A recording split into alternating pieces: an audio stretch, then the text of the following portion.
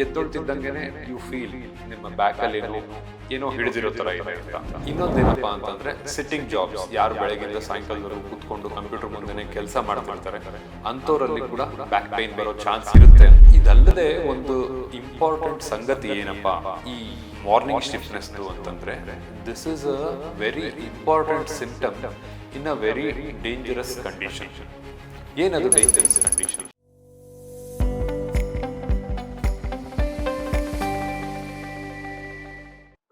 ಎಲ್ರಿಗೂ ನಮಸ್ಕಾರ. ನಾನು ನಿಮ್ಮ doctor Arun Swamy, orthopaedic surgeon and joint replacement surgeon at Sparsh hospital, Yeshwanthpur, and evening clinic at Arohan ortho and gynae clinic. So ಇವತ್ತು ನಾವು ಮಾತಾಡ್ತಿರೋ ಟಾಪಿಕ್ ಏನಪ್ಪಾ ಅಂತಂದ್ರೆ early morning back pain.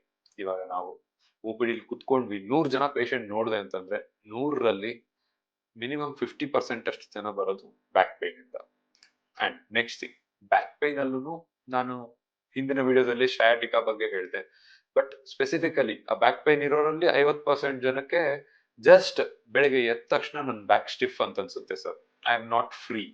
That is the most common complaint. So ಇದಕ್ಕೆ ಕಾರಣಗಳು ಏನು ಅಂಡ್ ಇದನ್ನ ತಡೆಗಟ್ಟಕ್ಕೆ ಏನೇನ್ ಮಾಡ್ಬೇಕು ಅನ್ನೋದನ್ನ ಈ ವಿಡಿಯೋದಲ್ಲಿ ಹೇಳ್ತೀನಿ. ಸೊ ಇದು ಹೆಂಗೆ ಸ್ಟಾರ್ಟ್ ಆಗುತ್ತಪ್ಪ ಅಂತಂದ್ರೆ, ನೀವು ಮಲಗಿರ್ತೀರಿ, ಮಲಗ್ಬಿಟ್ಟು ಬೆಳಿಗ್ಗೆ ಎಚ್ಚರ ಆಗ್ಬಿಟ್ಟು ಹಿಂಗೆ ಎದ್ದೊಳ್ತಿದ್ದಂಗೆನೆ ಯು ಫೀಲ್ ನಿಮ್ಮ ಬ್ಯಾಕಲ್ಲಿ ಏನೋ ಹಿಡಿದಿರೋ ತರ ಇದೆ ಅಂತ. ಈಸಿಯಾಗಿ ಸ್ಟ್ರೆಚ್ ಆಗೋದಿಲ್ಲ. ಎದ್ಬಿಟ್ಟು ಹೋಗಿ ನೀರು ಕುಡಿಯೋಕೆ ಅಥವಾ ಏನಾದ್ರು ತಗೊಳಕ್ಕೆ ಹೋಗ್ತಾ ಇದ್ದೀರಿ ಅಂತಂದ್ರೆ ಯು ಫೀಲ್ ಸ್ಟಾರ್ಟಿಂಗ್ ಒಂದು ಅರ್ಧ ಗಂಟೆ, ಮುಕ್ಕಾಲು ಗಂಟೆ ಸ್ವಲ್ಪ ಡಿಸ್ಕಂಫರ್ಟ್ ಇರುತ್ತೆ. And eventually it may get better, or ಕೆಲವರಿಗೆ ಹಂಗೆ ಪ್ರೊಲಾಂಗ್ ಆಗಿ ದಿನನಿತ್ಯನೂ ಬ್ಯಾಕ್ ಪೇನ್ ಇರೋ ಚಾನ್ಸ್ ಇರುತ್ತೆ. ಸೊ ಇದಕ್ಕೆ ಕಾಮನ್ ಕಾಸಸ್ ಏನಪ್ಪಾ ಅಂತ ನೋಡೋಣ. ಮೊದಲನೇದಾಗಿ ನೀವು ಮಲಗುವ ಪೋಸ್ಚರ್. ಓಕೆ, ಸೊ ನಾರ್ಮಲ್ ಆಗಿ ನಾವು ಸ್ಟ್ರೈಟ್ ಆಗಾದ್ರೂ ಮಲ್ಕೊಳ್ಳಿ ಅಥವಾ ಸೈಡ್ಸ್ ಆರ್ ಉಲ್ಟಾ, ಎನಿಥಿಂಗ್ ಇಸ್ ಫೈನ್. ಬಟ್ ಯಾವುದೇ ಕಾರಣಕ್ಕೂ ನೀವು ಸೊಟ್ಟಂಪಟ್ಟ ಮಲಗೋ ಹಾಗಿಲ್ಲ. ಹಂಗ್ ಮಲಗೋದ್ರಿಂದ ಏನಾಗುತ್ತೆ, ನಿಮ್ಮ ಸ್ಪೈನ್ಗೆ ರಿಲ್ಯಾಕ್ಸೇಷನ್ ಸಿಗಲ್ಲ. ನೀವು ಮಲಗಿರುವಾಗ ಕೂಡ your spine will be acting. ಆ ಸುತ್ತಮುತ್ತ ಇರೋ ಮಸಲ್ಸ್ ಏನಿರುತ್ತಲ್ಲ ಅದನ್ನ ಹಿಡಿದಿಟ್ಕೊಳ್ಳೋಕೆ ಕಷ್ಟಪಡ್ತಾ ಇರುತ್ತೆ. ಸೊ ಈ ಡಿಸ್ಬ್ಯಾಲೆನ್ಸ್ ಇಂದ ಸೊಂಟ ನೋವು ಬರೋ ಚಾನ್ಸ್ ಇರುತ್ತೆ, the morning back pain.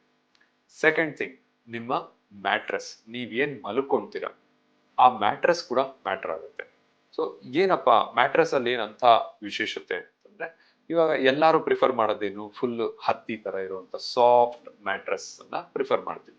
So if you observe, ನೀವು ಆ ತರ ಮ್ಯಾಟ್ರೆಸ್ ಅಲ್ಲಿ ಕೂತ್ಕೊಂಡ್ರಿ ಅಂತಂದ್ರೆ ನಿಮ್ಮ ಏನಂತಾರೆ, ಯಾವ ದೇಹದಲ್ಲಿ ಯಾವ ಭಾಗ ಜಾಸ್ತಿ ಹೆವಿ ಇರುತ್ತೋ ಅದು ಜಾಸ್ತಿ ಒಳಗಡೆ ಹೋಗುತ್ತೆ. ಅಂಡ್ ದೇಹದ ಯಾವ ಭಾಗ ಲೈಟ್ ಇರುತ್ತೆ, ಲೈಕ್ ಕೈಗಳು, ಕಾಲ್ಗಳು, ಅವೆಲ್ಲ ಸ್ವಲ್ಪ ಮೇಲ್ಗಡೆ ಪೋಸ್ಚರ್ ಅಲ್ಲಿ ಇರ್ತದೆ. ತಲೆ ಕೂಡ ಅಷ್ಟೊಂದು ಹೆವಿ ಆಗಿರಲ್ಲ, ಅವೆಲ್ಲ ತುಂಬಾ ಮೇಲಿರುತ್ತೆ. ಬಟ್ ನಮ್ಮ ಸೊಂಟ ಮತ್ತೆ ಹೊಟ್ಟೆ ಭಾಗ ಏನಿರುತ್ತೆ ತುಂಬಾ ಕೆಳಗಡೆ ಲೆವೆಲ್ ಅಲ್ಲಿ ಹೋಗಿರುತ್ತೆ. ಹೀಗಿರುವಾಗ ಡೆಫಿನೆಟ್ಲಿ ನಾನು ಮುಂಚೆ ಹೇಳಿದ ತರ ನಿಮ್ಮ ಸ್ಪೈನ್ ಮೇಲೆ ಅಬ್ನಾರ್ಮಲ್ ಲೋಡ್ ಬೀಳುತ್ತೆ and that will also lead to morning stiffness and morning back pain. ಇನ್ನೊಂದೇನಪ್ಪಾ ಅಂತಂದ್ರೆ ಸಿಟ್ಟಿಂಗ್ ಜಾಬ್ಸ್, ಯಾರು ಬೆಳಗಿಂದ ಸಾಯಂಕಾಲದವರೆಗೂ ಕೂತ್ಕೊಂಡು ಕಂಪ್ಯೂಟರ್ ಮುಂದೆನೆ ಕೆಲಸ ಮಾಡ್ತಿರ್ತಾರೆ ಅಂಥವ್ರಲ್ಲಿ ಕೂಡ ಬ್ಯಾಕ್ ಪೇನ್ ಬರೋ ಚಾನ್ಸ್ ಇರುತ್ತೆ ಅಂತ ನನ್ನ ಪ್ರೀವಿಯಸ್ ವಿಡಿಯೋದಲ್ಲಿ ಹೇಳಿದ್ದೀನಿ. ಅದನ್ನ ನೋಡಿದ್ರೆ ನಿಮ್ಗೆ ಇದರ ಬಗ್ಗೆ ಇನ್ನೂ ಕ್ಲಾರಿಟಿ ಸಿಗುತ್ತೆ. ಸೊ ಆ ತರದವರು ಯಾರು ರಾಂಗ್ ಪೋಸ್ಚರ್ ಇಟ್ಕೊಂಡು ಅಥವಾ ಬ್ಯಾಕ್ ಪಾಕೆಟ್ ಅಲ್ಲಿ ವಾಲೆಟ್ ಇಟ್ಕೊಂಡು ಸರಿಯಾಗಿ ಎಕ್ಸಸೈಸ್ ಮಾಡದೆ ಲಾಂಗ್ ಟೈಮ್ ಸಿಟ್ಟಿಂಗ್ ಜಾಬ್ಸ್ ಯಾರು ಮಾಡ್ತಾರೆ ಅಂಥವ್ರಲ್ಲೂ ಈ morning stiffness back or morning back pain ಬರೋ ಚಾನ್ಸ್ ಇದ್ದೇ ಇರುತ್ತೆ.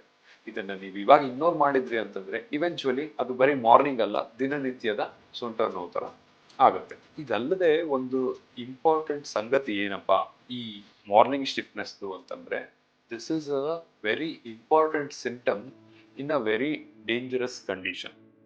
ಏನದು ಡೇಂಜರಸ್ ಕಂಡೀಷನ್? ನಾವೆಲ್ಲ ವಾಯಿ ಅನ್ನೋದನ್ನ ಕೇಳಿದೀವಿ, ವಿಚ್ ಇಸ್ ಇಂಗ್ಲಿಷ್ ಅಲ್ಲಿ ಅಥವಾ ಮೆಡಿಕಲ್ ಟರ್ಮಿನಾಲಜಿಲಿ ಇನ್ಫ್ಲಮೇಟರಿ ಆರ್ಥರೈಟಿಸ್ ಅಂತ ಹೇಳ್ತೀವಿ. There are multiple categories of inflammatory arthritis.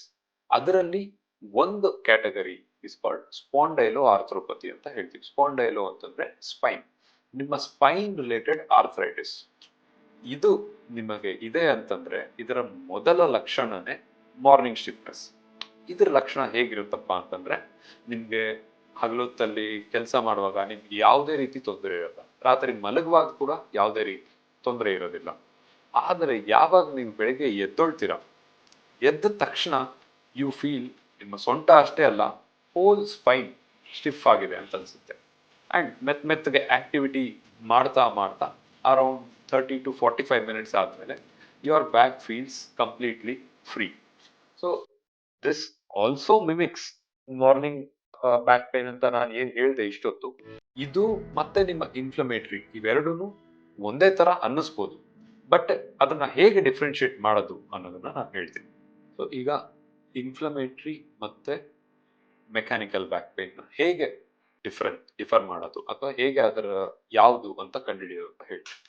So inflammatory back pain ಹೇಗಿರುತ್ತೆ ಅಂತಂದ್ರೆ, as I told, morning stiffness is the early symptom, but it always improves as you move on. ನೀವು daily stretching exercise ಮಾಡ್ತಾ ಇದ್ದೀರಿ ಅಂತಂದ್ರೆ ಅದು improvement ಆಗುತ್ತೆ.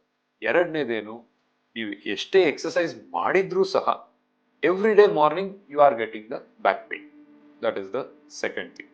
ಮೂರನೇದೇನು, ಬಹಳ ದಿನಗಳಿಂದ ಕಂಟಿನ್ಯೂಸ್ ಆಗಿ, maybe months, maybe years, you will have that back pain. And ನೀವು ಅಬ್ಸರ್ವ್ ಮಾಡದೇನೆ ನಿಮ್ಗೆ ಏನ್ ಗೊತ್ತಾಗುತ್ತೆ ಅಂತಂದ್ರೆ, ನಿಮ್ಮ ಬ್ಯಾಕ್ ಸ್ಟಿಫ್ನೆಸ್ ಆಗಿ ಅದರ ಮೊಬಿಲಿಟಿನ ಕಳ್ಕೊಳ್ತಾ ಇರುತ್ತೆ. ಸೊ ಇವತ್ತು ಪೂರ್ತಿ ಬಗ್ಬಿಟ್ಟು ಏನೋ ಎತ್ಕೊಳಕ್ ಆಗ್ತಿದೆ ಅಂತಂದ್ರೆ, next after couple of months or say after 6 months ನಿಮ್ಗೆ ಪೂರ್ತಿ ರೀತಿಯಲ್ಲಿ ಬಗ್ಬಿಟ್ಟು ಅದನ್ನ ಎತ್ಕೊಳ್ಳೋ ಕೆಪಾಸಿಟಿ ಇಲ್ಲದೆ ಇರ್ಬೋದು. ಅಂದ್ರೆ ನಿಮ್ಮ ಸ್ಪೈನ್ ನ ಫ್ಲೆಕ್ಸಿಬಿಲಿಟಿ ಕಡಿಮೆ ಆಗಿರ್ಬೋದು. So this is the first thing. ಎರಡನೇದೇನು, ನಿಮ್ಮ ಚೆಸ್ಟ್ ಎಕ್ಸ್ಪ್ಯಾನ್ಷನ್. ಈ ನಮ್ಮ ಚೆಸ್ಟ್ ಅಂತ ಏನ್ ಹೇಳ್ತೀವಿ, ನಾವು ಉಸಿರು ಎಳ್ಕೊಂಡಾಗ ಅರೌಂಡ್ 5 centimeter 3 to 5 centimeter ಅಷ್ಟು ಎಕ್ಸ್ಪ್ಯಾಂಡ್ ಆಗಬೇಕು. ಸೊ ನೀವು ಎಲ್ಲರ ಮನೇಲಿ ಒಂದು ಟೇಪ್ ಅನ್ನೋದು ಇದ್ದೇ ಇರುತ್ತೆ, ನೀವು ಮೆಜರ್ ಮಾಡ್ಕೋಬಹುದು. If that chest expansion is getting restricted, ಅಂದ್ರೆ ಇವತ್ತು ನಿಮ್ದು 5 centimeter ಎಕ್ಸ್ಪ್ಯಾಂಡ್ ಆಗ್ತಿದೆ, ಆಫ್ಟರ್ 6 months ಆರ್ 1 year ನೀವು ಚೆಕ್ ಮಾಡ್ಕೊಂಡಾಗ ಅದು ಕಮ್ಮಿ ಆಗಿದೆ ಅಂತಂದ್ರೆ ದಟ್ ಅಗೇನ್ ಸಜೆಸ್ಟ್ಸ್ ಇನ್ಫ್ಲಮೇಟರಿ. ಮೂರನೇದೇನಪ್ಪಾ ಅಂತಂದ್ರೆ ಫ್ಯಾಮಿಲಿ ಹಿಸ್ಟ್ರಿ. ನಿಮ್ಮ ತಂದೆ ತಾಯಿಯವ್ರಿಗಾಗ್ಲಿ ಅಥವಾ ಚಿಕ್ಕಪ್ಪ ಚಿಕ್ಕಮ್ಮಂದು, you should always check first degree relatives also. So ಯಾರಿಗಾದ್ರೂ ಈ ತರ ಜಾಯಿಂಟ್ ಪ್ರಾಬ್ಲಮ್ ಆರ್ ಸಿಮಿಲರ್, ಹಿಂಗೆ ಸ್ಟೂಪರ್ ಪೋಸ್ ಅಂತ ಹೇಳಿ ಬಗ್ಬಿಟ್ಟು ಹಿಂಗೆ ನಡ್ಕೊಂಡು ಹೋಗ್ತಾ ಇರ್ತಾರೆ, this is commonly called ankylosis spondylosis. So ಈ ತರ ಆರ್ಥ್ರೈಟಿಸ್ ನಿಮ್ಮ ಫ್ಯಾಮಿಲಿಲಿ ಬೇರೆ ಯಾರಿಗಾದ್ರೂ ಇದೆಯಾ ಅಂತ ನೋಡ್ಬೇಕಾಗುತ್ತೆ. ಹೀಗೇನಾದ್ರೂ ಇತ್ತು ಅಂತಂದ್ರೆ it is always better you get the specific blood tests, MRI, and evaluated for inflammatory condition. So finally, mechanical ಮತ್ತೆ ಇನ್ಫ್ಲಮೇಟರಿ ಹೆಂಗಪ್ಪ ಅಂತಂದ್ರೆ, ಇನ್ಫ್ಲಮೇಟರಿ ರೋಗ ಇರೋ ಬ್ಯಾಕ್ ಪೇನ್ ಏನಿರುತ್ತೆ ಅದು ಬಹಳ ದಿನಗಳಿಂದ ಇರುತ್ತೆ. ನಿಮ್ಮ ಫ್ಯಾಮಿಲಿ ಹಿಸ್ಟ್ರಿ, ಸುತ್ತಮುತ್ತ ರಿಲೇಟಿವ್ಸ್ ಅಲ್ಲಿ ಯಾರಿಗಾದ್ರೂ ಇರಬಹುದು. ಮೂರನೇದು, ವಿತ್ ಆಕ್ಟಿವಿಟಿ ಕ್ರಮೇಣ ಆ ಪೇನ್ ಕಮ್ಮಿ ಆಗುತ್ತೆ. ಅದೇ mechanical back pain due to bad posture or any injury ಆಗಿರೋ ಹಿಸ್ಟ್ರಿ ಇರುತ್ತೆ, ಯಾವಾಗ ಅದು ಸೊಂಟ ಉಳುಕಿರೋ ಸಾಧ್ಯತೆ ಇರುತ್ತೆ. ಅಂಡ್ ಅದು ರೆಸ್ಟ್ ತಗೊಂಡಾಗ ಕಡಿಮೆ ಆಗುತ್ತೆ. ನೀವು ಮಲಗಿ ಎದ್ದೊಳ್ತಾ ಇದ್ದೀರಾ ಅಂತಂದ್ರೆ you feel your back is relieved, but over the day ನೀವು ಕುತ್ಕೊಂಡು ಕೆಲಸ ಮಾಡ್ತಾ ಮಾಡ್ತಾ ನಿಮ್ಗೆ ನೋವು ಬರುತ್ತೆ. ಸೊ ಈವ್ನಿಂಗ್ ಟೈಮ್ ಅಲ್ಲಿ ನೋವು ಬರೋದು ಜಾಸ್ತಿ ಆಯ್ತು ಅಂತಂದ್ರೆ it is more towards mechanical back pain. ಬೆಳಿಗ್ಗೆ ಎದ್ದ ತಕ್ಷಣ ನೋವು, ಸೊಂಟ ನೋವು ಜಾಸ್ತಿ ಬರ್ತಿದೆಯಪ್ಪ ಅಂತಂದ್ರೆ it may be due to your posture or why ಅಂತ ಏನ್ ಹೇಳ್ತೀವಿ, ಇನ್ಫ್ಲಮೇಟರಿ ಬ್ಯಾಕ್ ಪೇನ್ ಇದ್ದು ಇರಬಹುದು. So watch out, consult your orthopaedic surgeon to know more. Thank you so much. Latest ಹಾಗೂ ಇಂಟ್ರೆಸ್ಟಿಂಗ್ ಸುದ್ದಿಗಳಿಗಾಗಿ ಬಾಸ್ ಟಿವಿ ಕನ್ನಡ ಚಾನೆಲ್ನ ಸಬ್ಸ್ಕ್ರೈಬ್ ಮಾಡಿ, ಹಾಗೆಯೇ ಬೆಲ್ ಐಕಾನ್ ಪ್ರೆಸ್ ಮಾಡಿ. ಇದರ ಜೊತೆಗೆ ಫೇಸ್ಬುಕ್, ಇನ್ಸ್ಟಾಗ್ರಾಮ್, ಎಕ್ಸ್ ನಲ್ಲೂ ಮಿಸ್ ಮಾಡದೆ ಫಾಲೋ ಮಾಡಿ.